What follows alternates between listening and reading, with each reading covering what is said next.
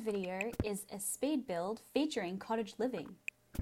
I got this idea when I was scrolling through Pinterest, as I'm sure we're all prone to do, and I came across this really beautiful red cottage. And I thought to myself, I have to recreate this. This is actually my first time building using cottage living. I bought cottage living during the Boxing Day sales, which is what I recommend everybody does. I think Sims packs, they're great, but they're super overpriced. And I don't think that that is a controversial opinion at all. I think lots of people think that. I wanted to make this as cozy and small as I possibly could, while also being able to fit a second area upstairs in the roof section.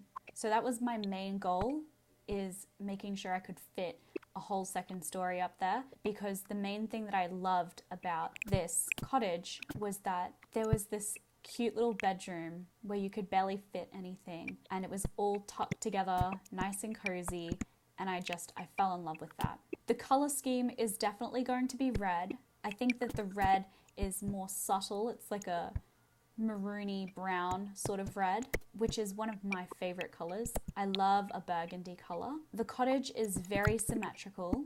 I was trying to do this really cute porch entrance, messing around with some of the roof additions, but they don't work properly unless it is actually a roof, which is a little bit annoying because I had this really cute vision in mind. So I had to kind of recreate it using just a normal roof piece and pillars. And I even spent ages going through the whole catalog trying to look for something that I could use to replicate it exactly, and I just couldn't figure it out. So I still think that it came out really cute, but I just wish that that limitation didn't really exist. I'm painting the walls this, I guess, ready brick color. I struggled to decide exactly what I was going to use for the main brick and then the brick on the two accent chimney pieces. I did end up going with this lighter color with the two dark colors on the chimney as the accent pieces. And the roof part, I just needed to make some minor adjustments so that it was all nice and clean and you could see inside without difficulty. I hate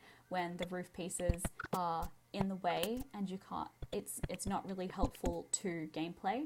Now I'm adding in a staircase, and I struggled a lot with the floor plan of this build. I really wanted a cute staircase moment, but I didn't want it to take up a lot of space because there's not a ridiculous amount of space in this building. So you'll see me mess around with the floor plan a lot. I was planning on putting the staircase in the middle there. I just couldn't figure out exactly how to fit it in. So at this point, I'm thinking maybe I'm gonna do an entryway there and have the main living section on the right hand side, and I wanted to fit in another bathroom, and then I decided to put the kitchen at the back there. I wanted it to feel cramped in a cozy way, not in a annoying for gameplay way, which is a really hard line to walk, but I ended up with this floor plan where I've got an entryway that leads into the staircase, and then on the right hand side I've got this large-ish living area that leads into the kitchen. Here I know the colors don't match, but I'm just laying out some furniture as a guide for myself. I love this trick from Lil Simsy. It makes it a lot easier to place some items down and go back later and change them to what you actually want them to look like. All of the archways felt a little basic in this space, so I built my own in the lounge and kitchen entryways using the columns and spandrels from Cottage Living, which have such lovely detailing on them. So you'll see that I added in the double bed there. I had to size those end tables down. End tables in The Sims 4 are just absolutely massive and they never fit the way that you want them to. I couldn't really decide what I wanted to start with first properly in full detail. So you'll see me messing around a little bit with a few things, and then I finally get to the second bedroom upstairs after I put floor throughout the house. And I love this cottage living wallpaper. I think it is one of the cutest wallpapers that we have in game. It is hard to match with some of the base game beds. We don't have a lot of base game beds, and I don't think cottage living even comes with a single bed, and there was no way that a double bed was going to fit in here. So here I am messing around with what I'm putting into the bedroom. I wanted it to feel really cluttered in a cute way, like you've gone over to grandma's house and this is what your room looks like there, and you can barely move because of all of the stuff there. I cluttered it up with a dresser on the left hand side with all of those books on top, and you'll see it took me a really long time. I was messing around with the books for ages trying to get them to work, and you'll see from certain angles that I still didn't get them to work properly. They were floating, so I had to go back in and change that. And then on the right hand side I had an end table, which I believe I sized down, and I put some books on that side too, and some flowers on top of the table, and a little chair to the left hand side of the bed as well, just to really take up some of that room. I absolutely love how the game gave us individual pillows that we could add to sofas and beds. So other things that I added into here, I just imagined that it was a little kid's room and they're here visiting grandma, and so I was throwing in the little creativity table and a Balafi, of course, and that super cute fox and rabbit rug on the ground for added coziness. All I could squeeze into that little room upstairs.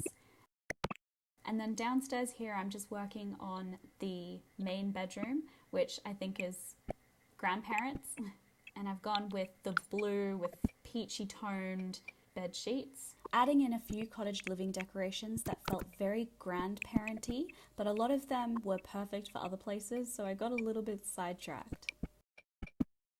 And I wanted to add in a little gallery wall here with mismatched picture frames, so that took me a little while to figure out the colour scheme that I was going to go with there. I wish we had like one more rug in cottage living. I know that that's an unreasonable ask, but I used a lot of rugs in this build and I kind of ran out of the cottage living ones. I wasn't sure what colour I was going to add onto the staircase railing, so it was originally blue and then I changed it to red. I just think that it matches the rest of the house, and if you're going to call something a red cottage, run with it, roll with the theme of red. And you'll see me mess around with the different colour combinations in the lounge room, and in here it was going to be a blue-red sort of theme. It's hard not to go too over the top when you've got a cool theme, and I was trying to make it as cozy as possible while still being bright and vibrant. And I've got in that little knitting box that came with cottage living, and I've got the basket of cozies right in front of the fireplace, which is probably an absolutely massive fire risk, but hey, it's The Sims 4. It's not always supposed to be super ridiculously realistic, is it? I'm doing a big picture frame on that main wall there. I had to size that painting up. Then I go through and I change the columns and spandrels to be a darker wood tone. I did love the white, but I thought that the white with the white brick was just too much. Now I'm just going through the catalogue of everything cottage living to see what I could squish into this tiny little house. So you'll see me picking out a few things and placing them outside. And now was a really hard time of figuring out what I wanted to paint all of the walls. So I did the main living room in this darker greeny, bluey, red sort of color combo. It had the darker paneling on the bottom. And then the kitchen I was really struggling with because part of me wanted it to be this really beautiful, bright color because, again, cottage living, just the cabinet colors are so gorgeous. And also that crock pot, one of the very first things that I brought out of the catalogue to fit into this kitchen. But I just didn't feel like any of them were working really well color-wise. So I ended up going with, again, a darker wood tone and then like light yellow accessories.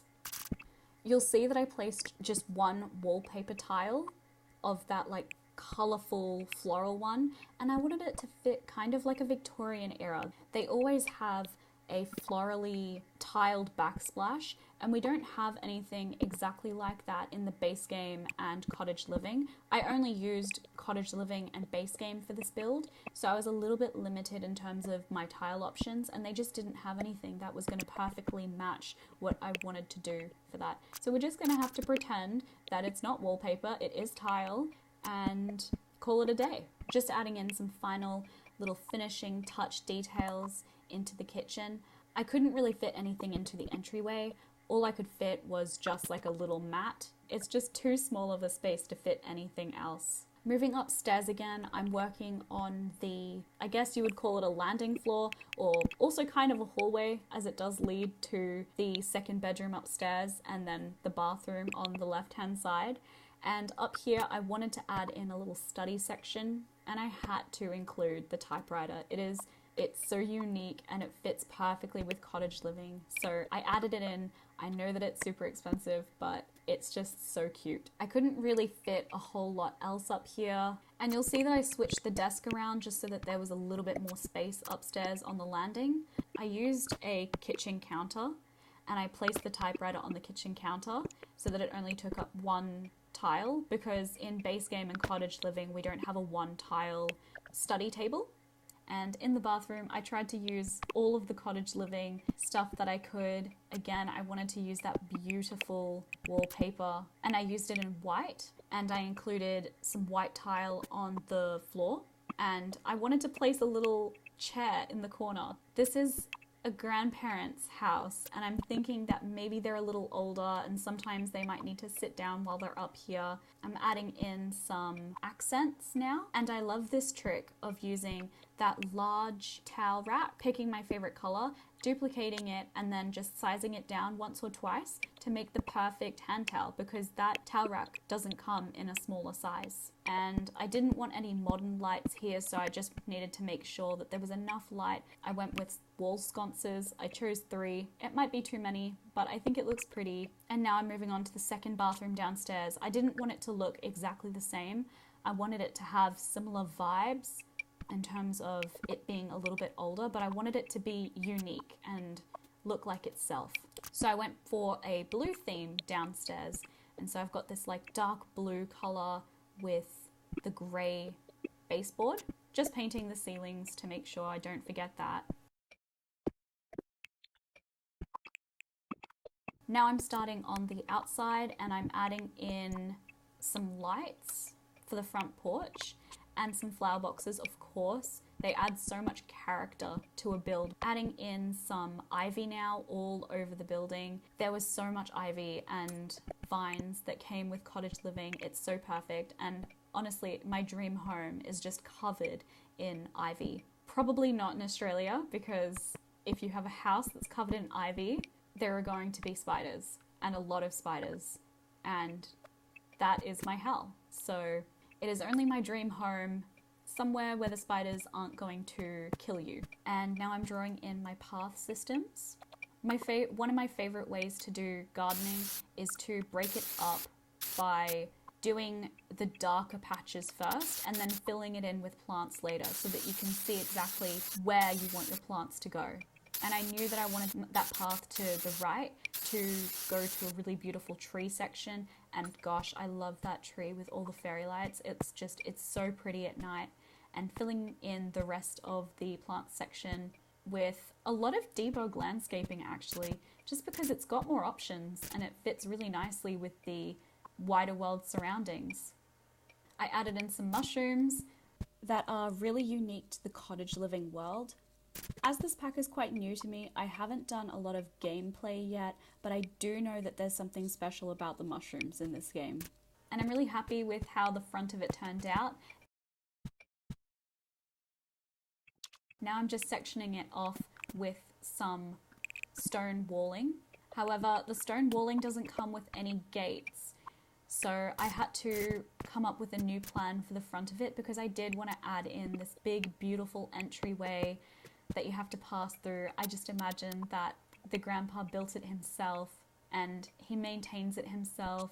I am going through and I'm adding lighting all throughout the building. So I turned the lights off and I added in some lighting, and then I really wanted to add in this super cute little table section directly underneath the tree, and of course it's red. I'm just imagining that grandma has her iced tea out there every day. And now I'm adding in a pond, because what is a cottage without a pond? Adding in some dragonflies and fireflies to fly around the place. In live mode, they fly around and just add such a nice ambiance to your Sims life. I wanted to add in some stones around the pond just so that it looked a little bit more built in rather than like it was plonked there. So adding in a couple of stones and even more fairy lights and adding a lamp onto that table. Now at the very back I wanted there to be like a veggie patch chicken coop section. So I changed the stone wall to a wooden fence at the back there, and I added in a couple of gates that you can walk through, and I changed the terrain paint to be mud. So I added in the chicken coop there, of course, red to suit the surroundings, and I added in a couple of soil sections for you to grow your own fruits and vegetables, and just adding in some final light fixtures. The final details that I added in were a post box, which I hid into the gate section at the front so that it looked built in, and then a trash can, which I hid at the very back of the build because they're never very aesthetic. That's all I have for you today. Thank you so much for watching. Please drop a comment below of what you'd like to see me build next, and I'll see you in the next one. Bye!